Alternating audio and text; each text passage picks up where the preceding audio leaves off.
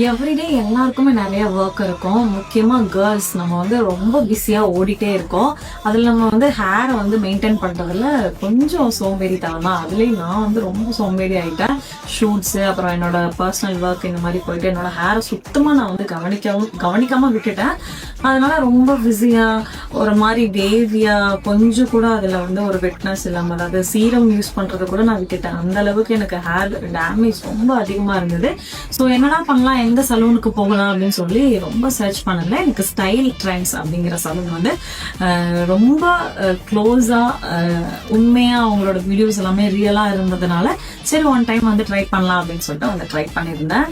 ரியலா என்னால நம்பவே முடியல. அந்த அளவுக்கு என்னோட ஹேர் ரொம்ப அழகா சில்கியா சாஃப்டா மாத்தி கொடுத்துருக்காங்க. அண்ட் ஹேருக்கு என்னென்னலாம் பண்ணலாம் என்னென்னலாம் பண்ணக்கூடாது அப்படின்னு சொல்லிட்டு பர்சனல் கேராகவும் எடுத்து நிறைய விஷயங்கள் எனக்கு சொன்னாங்க.